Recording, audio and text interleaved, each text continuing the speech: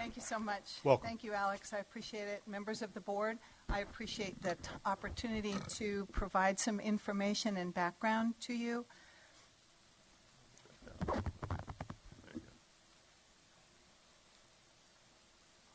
Mr. Crane, we have it on this. There we go. Great. So as indicated, I work for MGT of America. MGT is a national consulting group. We mainly focus on governmental and nonprofit agencies. This is the first time since I've started working with the company that we are under contract with the teachers, with a union group. MGT is a national firm. We're based in Tallahassee, Florida, but we do work all across the country. And we traditionally look at schools and school districts and state departments of education when we're working in the education realm. We also have a group that does financial audits and costing analyses, as well as state and local government. As Alex said, I led the project team. You can see who else was available here. I have more time spent on your side of the table. I have 37 years working in public schools. I was a teacher and a principal and a curriculum director, and really appreciate the time and effort that it takes to manage a school district, especially one as large as LAUSD. And I greatly appreciate the dedication and time of you members of the school board. It is a huge task, and I appreciate that you are willing to take it on. The scope of this project could have been huge. LAUSD is huge, but they asked us to identify and work on a very specific set of research questions. Therefore, the scope is more narrow than you might think, and it really is focused on fiscal impact. They did not ask us to think about charter schools in other ways. They did not ask us to think about district policy. It's really important that you understand that this report is not intended as a review or a critique of independent charter or public schools in Los Angeles. It's not intended as a review of your policies or procedures or oversight practices. It really is intended to focus on fiscal impact of charter schools on the district. We mainly got data from the district and from the state, and that data is included in this report. In some cases, the data is limited based on that limited set of research questions that we had available, and we gathered and used that. I'm going to present the findings from our report, but I want to start with an overall summary. Our efforts have identified that there is nearly $600 million, more than $500 million in costs from charter schools that impinge upon Los Angeles Unified School District. Some of the issues that I'm going to present to you are statewide issues. They are not things that LAUSD has any control over. There are some that you do. So we'll present those as we go through. I want to call your attention to the very top line. I'm sure it's not a surprise to you that you have declining enrollment in LAUSD. That declining enrollment translates into a cost or a revenue loss of $508 million. That $508 million has been transferred to charter schools. Dollars follow children. We understand that, and that's important. But LAUSD has a very hard time right-sizing as that enrollment goes down. It's difficult to do that. There are fixed costs that cannot be addressed as quickly as the enrollment might change. The rest of the items there I will go through as we identify the findings, but I wanted to call your attention to that. Finding one, and several of the first findings deal with oversight. So all of the oversight questions have been grouped together. The annual oversight revenue, as you may be aware, the state allows school districts to charge charter schools for the state-required oversight activities. Those oversight fees are 1% of the charter school's revenue. The oversight connected from charter schools does not cover the annual budget of the charter schools division. You can see the difference there. The estimated revenue for 15-16 is $8.8 million. The charter school budget right now is $11.7 million. There is a difference there, and this is a district issue. Another oversight issue, the charter school division is housed in this building. The Beaudry building expenses were made clear to us. We explored that with the facilities department. We know how much the square footage costs are for utilities, for janitorial services and that. Those costs are $92,000 a year for the space currently occupied by the charter school division. None of the oversight fees are included and used to cover that fee. In addition to the charter school division, you have other divisions that have actual oversight responsibilities.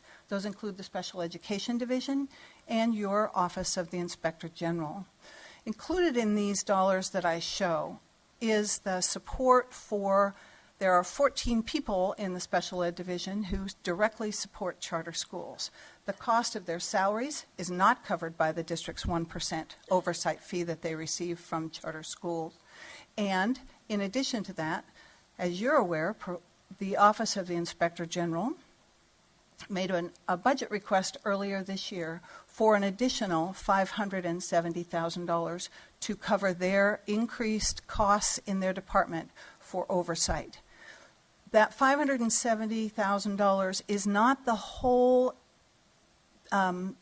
budget usage in the Office of Inspector General, but is the additional dollars that they requested this last November.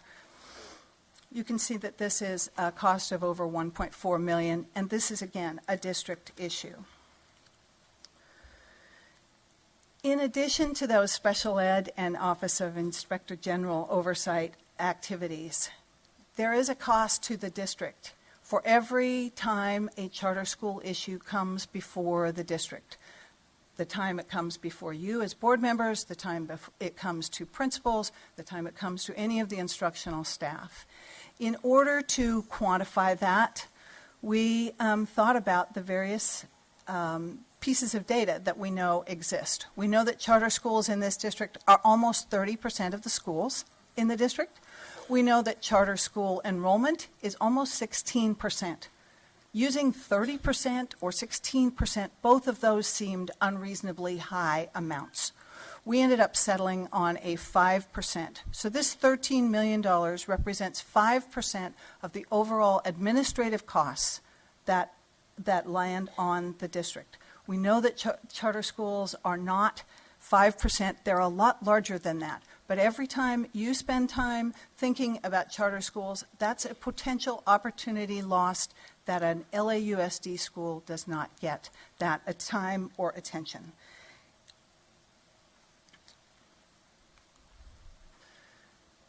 An additional finding relative to oversight. As you know, the charter schools are allowed to operate in district public schools. Proposition 39, passed several years ago, requires that the district offer space to charter schools if it's available. The schools in Los Angeles, there are 56 of them. They are currently paying a 1% oversight fee. The state regulation allows the district to collect a 3% oversight fee if the district is not charging rent. We understand that there's some discussion about this among the charter school and the charter school division and the finances, but we believe that there's an additional over $2 million available if the district chose to use the 3% oversight fee instead of the 1% oversight fee for these 56 schools. The last finding relative to oversight deals with an issue similar to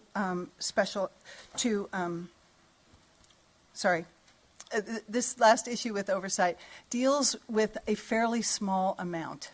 Like the space in the Beaudry building, this is a fairly small amount, but it represents an issue that we really wanted to bring to your attention.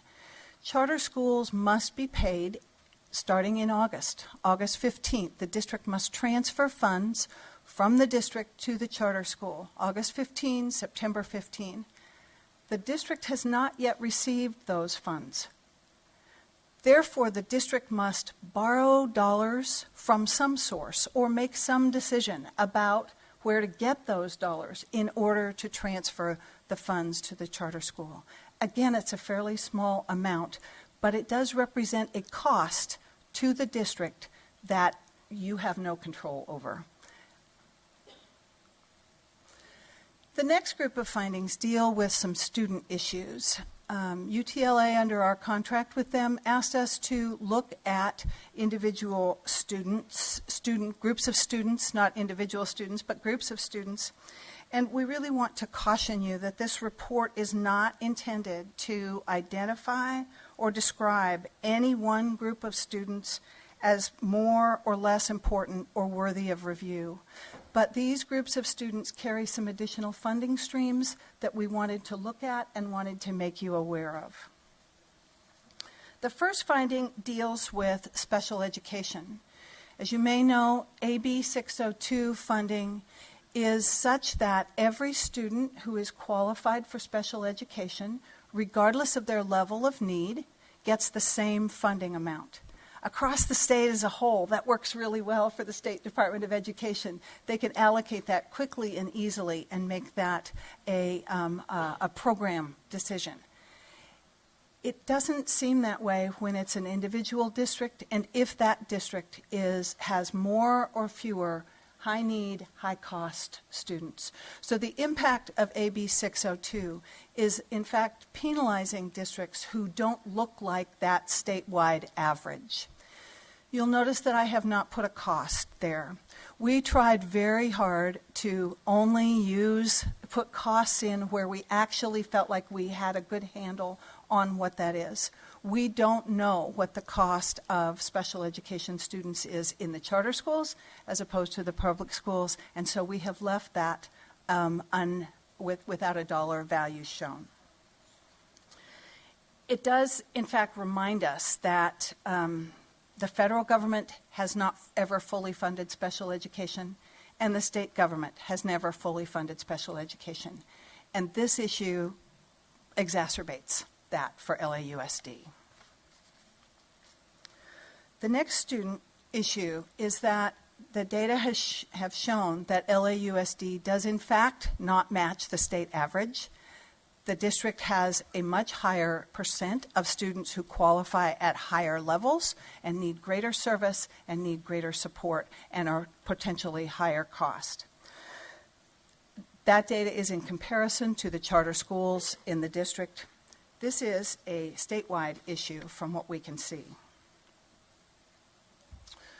Another student group issue is a statewide issue because the state has created special education local plan areas, also known as SELPAs.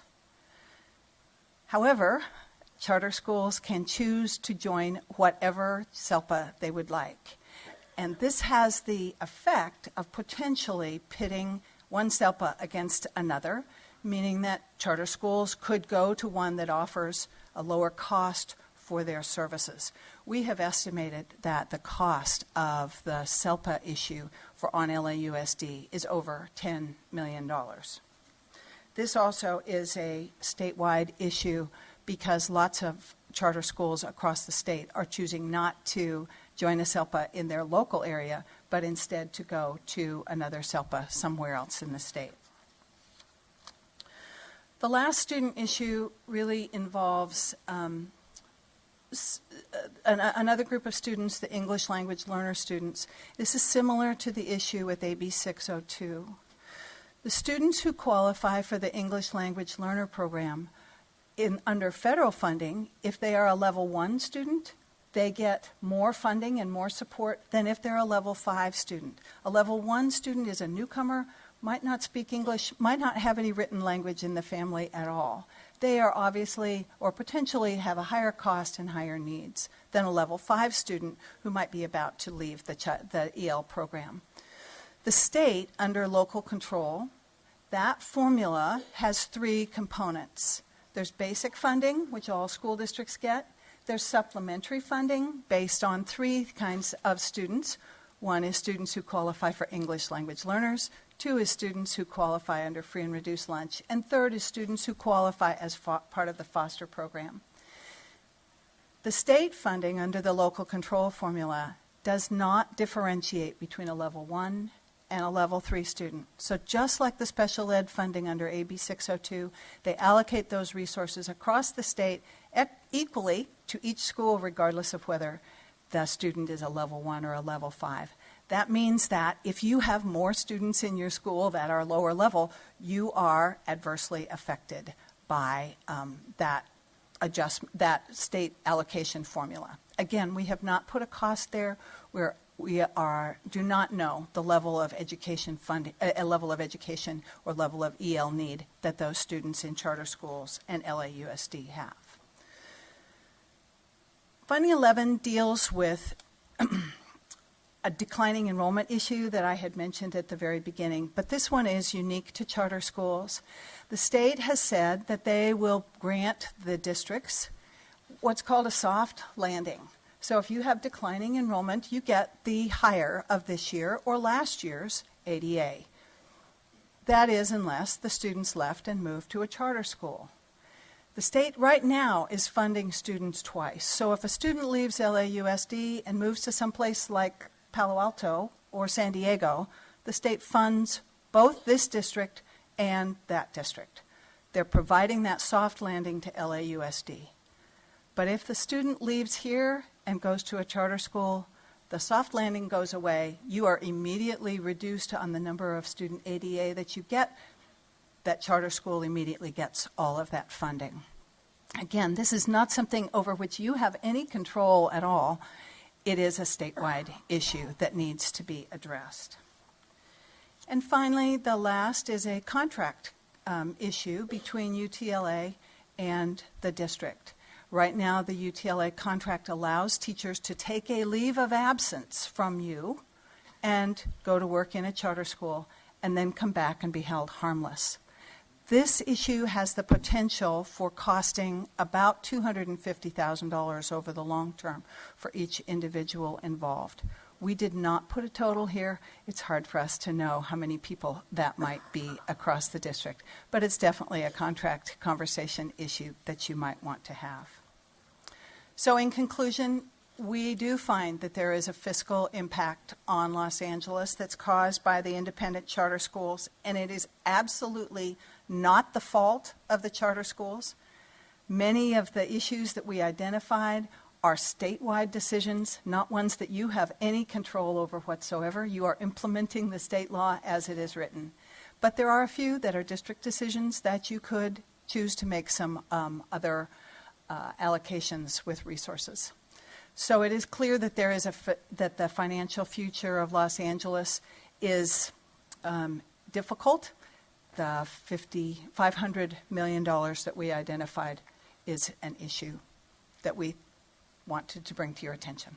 Thank you. Thank you so much. Thank you.